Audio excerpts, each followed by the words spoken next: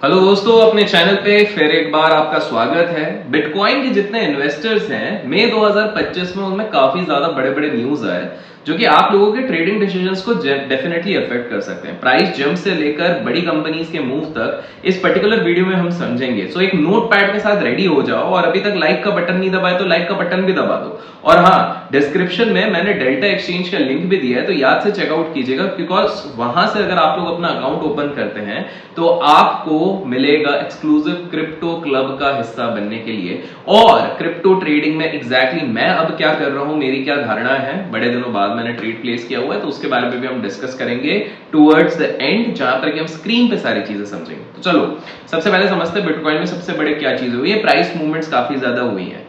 पहले बात अगर बिटकॉइन की प्राइस करूं तो मई 2025 में कुछ ज्यादा ही एक्शन चल रहा है। बिटकॉइन $1,04,000, $1,05,000 इसके ऊपर क्रॉस कर चुका है, जो कि कहीं ना कहीं बुलिश सिग्नल बता रहा हुआ है। ये क्यों बता रहा है आपको समझना पड़ेगा, बिकॉज अगर आपको याद है हमारी क्रिप्टो सीरीज में लास्ट टाइम हमने बात करे थे, एक बार $90,000 के लेवल को क्रॉस करके सस्टेन कर लिया तो $1,00,000 तो ये ऐसे ही पार कर जाएगा। That is precisely what happened. आप लोगों को बता दूं कि हाल फिलहाल में 1,05,000 से लेकर $1,10,000 के बीच में एक रेजिस्टेंस वहां पर बना पड़ा हुआ है। अब ये आखिर हुआ क्यों है, अचानक से बिटकॉइन इतना बढ़िया रैली क्यों दिया हुआ है? बिकॉज यूएस चाइना के ट्रेड टॉक्स जो हुए हैं तो उसके बाद से काफी पॉजिटिव वाइब्स आई हैं मार्केट को।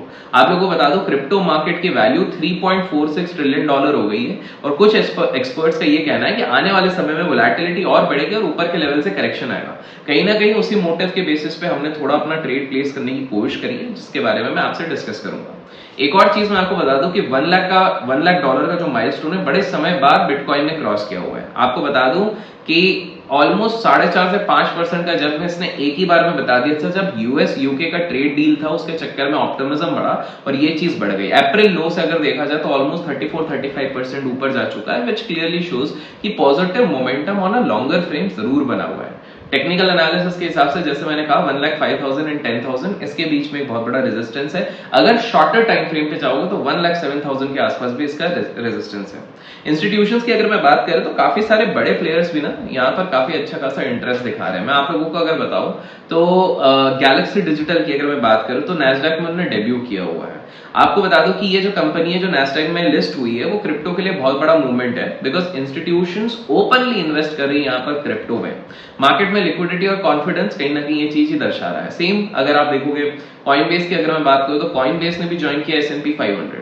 अब कॉइनबेस क्रिप्टो एक्सचेंज अगर S&P 500 में जाएगा तो मेन स्ट्रीम फाइनेंस एंथुसियास्ट जितने भी हैं उनको कहीं ना कहीं दिख रहा है कि क्रिप्टो का एक्सेप्टेंस मिल रही है। वेल अगर आपके दिमाग में हाँ इससे एक्सेप्टेंस से बात है, दिमाग में ये सवाल है कि भाई ये वाले क्रिप्टो एक्सेप्टेंस की तो बात चलो हम समझ गए, लेकिन इंडिया में अगर क्रिप्टो मार्केट खत्म ही हो गया, बिटकॉइन खत्म ही होगा तो क्या होगा? तो अगला वीडियो में मैं इसको बताऊंगा। तो अगर वो वीडियो जल्दी से जल्दी चाहिए तो जितना जल्दी हो सके लाइक कर दीजिएगा और कमेंट्स में क्रिप्टो लिख दीजिएगा। अच्छा, एक और चीज है माइक्रो स्ट्रेटेजी का, तो आपने नाम सुना होगा। 11th लार्जेस्ट पब्लिक कंपनी बनी है बिटकॉइन ओनरशिप में। स्टोर ऑफ वैल्यू मिलता है ऐसा उन्होंने बोला है, और लॉन्ग टर्म इसीलिए इसके लिए वो काफी ज्यादा पॉजिटिव है इस चीज को। तो कहीं ना कहीं ग्लोबल इकोनॉमी बिटकॉइन पे असर पड़ रहा है, यूएस यूके के ट्रेड डील के ऑप्टिमिज्म पड़ रहा है। बिटकॉइन कहीं ना कहीं कभी 5% कभी 2.5% इस तरह से ऊपर जा रहा है। बट हाल फिलहाल में मुझे लगता है आने वाले समय में यहाँ पर एक थोड़ा पॉज पड़ सकता है। अब सीधे हम लोग बढ़ेंगे स्क्रीन पे। एंड जैसे आप सभी को पता है हम लोग हाल फिलहाल के लिए डेल्टा एक्सचेंज का इस्तेमाल कर रहे हैं। क्यों? 24/7 खुलता है, सेफ्टी है, रजिस्टर्ड है FIU गवर्नमेंट ऑफ इंडिया द्वारा, प्लस यहाँ पे डेरिवेटिव्स में आप ट्रेड कर सकते हैं। जैसे कि आपको पता है 2500 रुपए में इथेरियम के कॉन्ट्रैक्ट्स मिल जाते हैं, 5,000 के बिटकॉइन के।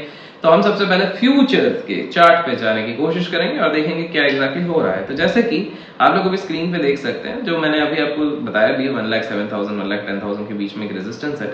तो सबसे पहले हम एक डेली का चार्ट देखेंगे। तो यहाँ पर आपको डेली चार्ट पे दिख रहा है कि हमारे मार्क्ड रेजिस्टेंस लेवल से एग्जैक्ट रेजिस्ट होके, अच्छा क्यों मारा गया है रेजिस्टेंस लेवल? देखिए ये जोन है, ये सेलिंग जोन है। सेलिंग जोन आप देख सकते हैं कि जब भी इस रेंज में आ रहा है वहां पर एक अच्छा खासा भौकाल वाली सेलिंग आ रही है, और उसके बाद कहीं ना कहीं ये करेक्ट होकर नीचे गिरने की कोशिश कर रहा है। तो अभी हमें ये लग रहा है कि एक मोमेंटम जो अच्छा खासा बन गया है, उसके बाद थोड़ा बहुत करेक्शन आ सकता है। अब देखिए क्रिप्टो मार्केट की जो एक बहुत खासियत रहती है कि जरूरी नहीं कि एक ही दिन में सारा फॉल आ जाए या 2 दिन में सारा फॉल आ जाए। कभी कभी ना ये समय लेता है और अच्छा खासा समय लेता है।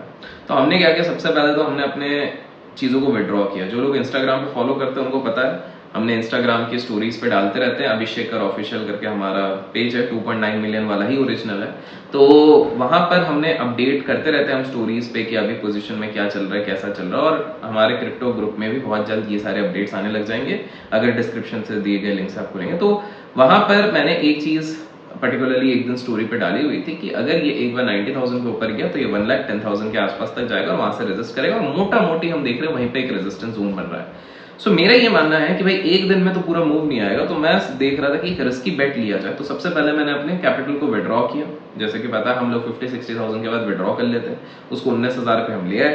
और 19,000 अच्छा, और विड्रॉल का इसमें कोई चार्ज नहीं लगता। और विड्रॉल लाने के बाद ये तो ओपन ऑर्डर से, क्योंकि मेरे को थोड़े से और बाय करने हैं, मैंने बाइंग करी है। अभी हाल फिलहाल पे अगर आप लोगों को बता दूं, जैसे कि आप लोग स्क्रीन पे देख सकते हैं, तो हमारे पोजीशन पे चल रहा है एज ऑफ नाउ। अब देखिए नेगेटिव भी जा सकता है, पॉजिटिव भी जा सकता है।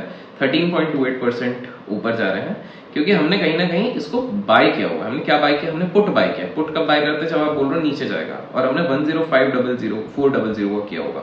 अब आप बोलोगे भाई साहब ये 104,293 चल रहा है, आपने 105 का क्यों किया? क्योंकि देखो मैंने इन द मनी लिया हुआ है, ताकि जो डीके रहेगा वो उतना ज्यादा तेजी से नहीं होगा। इंट्रिंसिक वैल्यू वाली चीजें आपको पता ही होगी। अगर नहीं पता है तो आप कमेंट्स में बता दो, मैं उसको आराम से और आपको समझा दूंगा।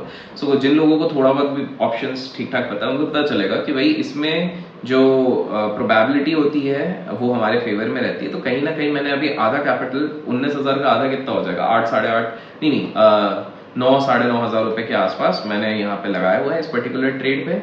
और भी मैं 9, 9,500 लगाऊंगा इस रिस्की बेट पे। और मैं एम क्या कर रहा हूँ? At least double at this point of time. तो अभी 12% चल रहा है।